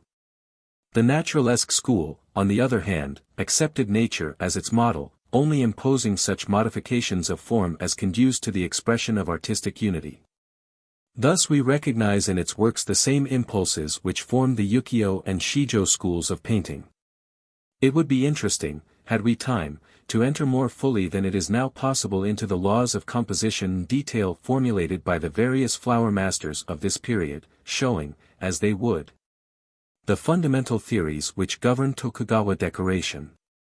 We find them referring to the leading principle, heaven, the subordinate principle, earth, the reconciling principle, man, and any flower arrangement which did not embody these principles was considered barren and dead. They also dwelt much on the importance of treating a flower in its three different aspects, the formal, the semi-formal, and the informal. The first might be said to represent flowers in the stately costume of the ballroom, the second in the easy elegance of afternoon dress, the third in the charming déshabille of the boudoir. Our personal sympathies are with the flower arrangements of the tea master rather than with those of the flower master. The former is art in its proper setting and appeals to us on account of its true intimacy with life. We should like to call this school the natural in contradistinction to the naturalesque and formalistic schools. The tea master deems his duty ended with the selection of the flowers, and leaves them to tell their own story. Entering a tea room in late winter, you may see a slender spray of wild cherries in combination with a budding camellia. It is an echo of departing winter coupled with the prophecy of spring. Again, if you go into a noon tea on some irritatingly hot summer day, you may discover in the darkened coolness of the tokonoma a single lily in a hanging vase, dripping with dew. It seems to smile at the foolishness of life. A solo of flowers is interesting, but in a concerto with painting and sculpture the combination becomes entrancing. Sekishiu once placed some water plants in a flat receptacle to suggest the vegetation of lakes and marshes, and on the wall above he hung a painting by Somi of wild ducks flying in the air. Shoha, another tea master, combined a poem on the beauty of solitude by the sea with a bronze incense burner in the form of a fisherman's hut and some wild flowers of the beach. One of the guests has recorded that he felt in the whole composition the breath of waning autumn. Flower stories are endless. We shall recount but one more. In the 16th century the morning glory was as yet a rare plant with us. Rikiu had an entire garden planted with it, which he cultivated with assiduous care. The fame of his convolvuli reached the ear of the Taiko, and he expressed a desire to see them, in consequence of which Rikiu invited him to a morning tea at his house. On the appointed day Taiko walked through the garden, but nowhere could he see any vestige of the convolvulus. The ground had been leveled and strewn with fine pebbles and sand. With sullen anger the despot entered the tea-room, but a sight waited him there which completely restored his humor. On the tokonoma, in a rare bronze of some workmanship, lay a single morning glory, the queen of the whole garden. In such instances we see the full significance of the flower sacrifice. Perhaps the flowers appreciate the full significance of it. They are not cowards, like men. Some flowers glory in death, certainly the Japanese cherry blossoms do, as they freely surrender themselves to the winds. Anyone who has stood before the fragrant avalanche at Yoshino or Arashiyama must have realized this. For a moment they hover like bejeweled clouds and dance above the crystal streams, then, as they sail away on the laughing waters, they seem to say, "Farewell, O spring. We are on to eternity." 7. Tea masters. In religion the future is behind us. In art the present is the eternal. The tea masters held that real appreciation of art is only possible to those who make of it a living influence. Thus they sought to regulate their daily life by the high standard of refinement which obtained in the tea-room. In all circumstances serenity of mind should be maintained, and conversation should be conducted as never to mar the harmony of the surroundings. The cut and color of the dress, the poise of the body, and the manner of walking could all be made expressions of artistic personality.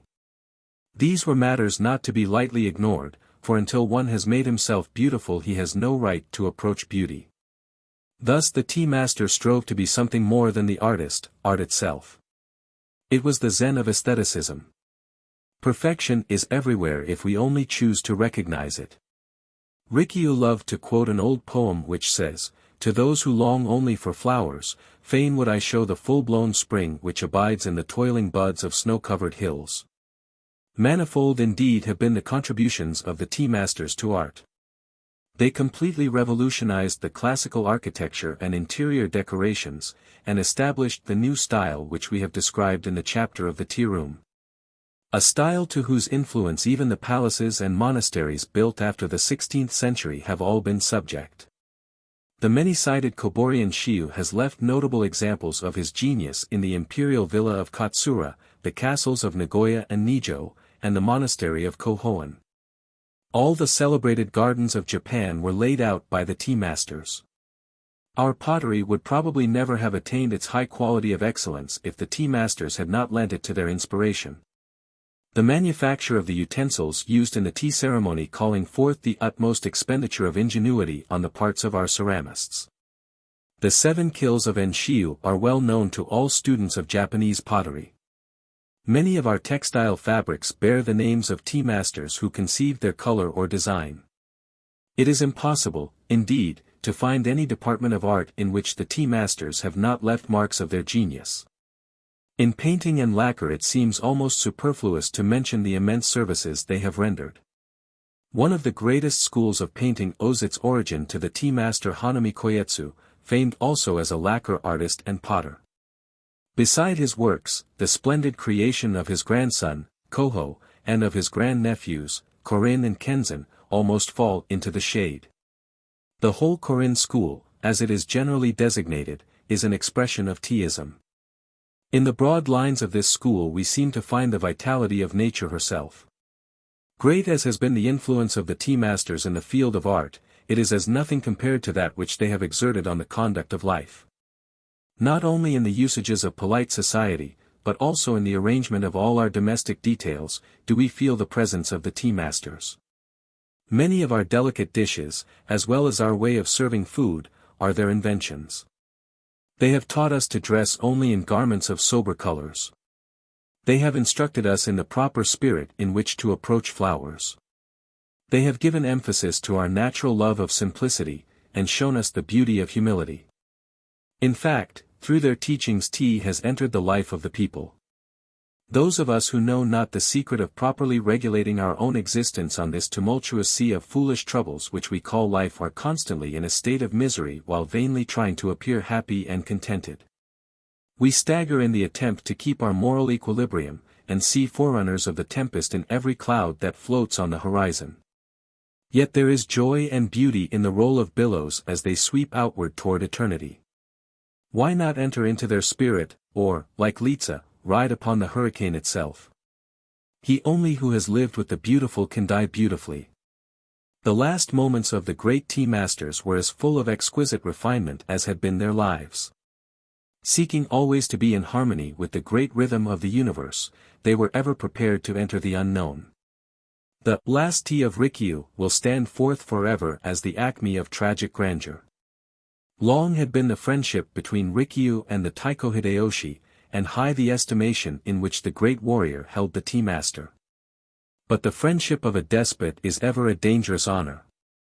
It was an age rife with treachery, and men trusted not even their nearest kin.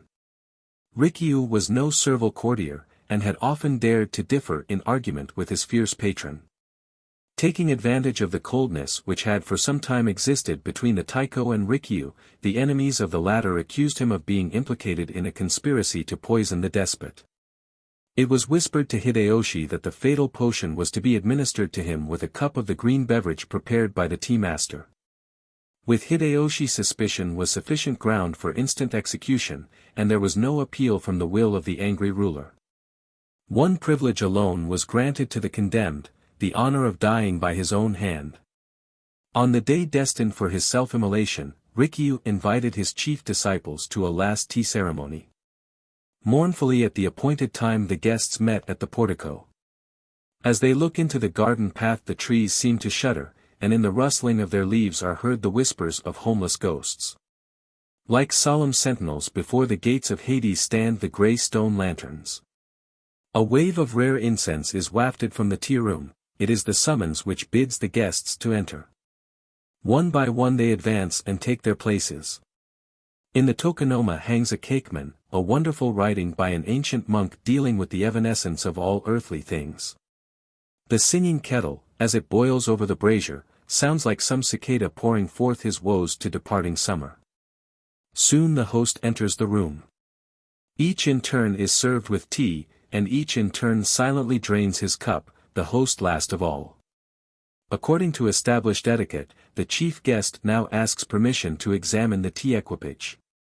Rikyu places the various articles before them, with the kakemono. After all have expressed admiration of their beauty, Rikyu presents one of them to each of the assembled company as a souvenir. The bowl alone he keeps. Never again shall this cup, polluted by the lips of misfortune, be used by man. He speaks, and breaks the vessel into fragments. The ceremony is over. The guests, with difficulty restraining their tears, take their last farewell and leave the room. One only, the nearest and dearest, is requested to remain and witness the end. Rikyu then removes his tea gown and carefully folds it upon the mat, thereby disclosing the immaculate white death robe which it had hitherto concealed. Tenderly he gazes on the shining blade of the fatal dagger, and in exquisite verse thus addresses it. Welcome to thee, O sword of eternity! Through Buddha and through Dharma alike, thou hast cleft thy way. With a smile upon his face Rikyu passed forth into the unknown. The end.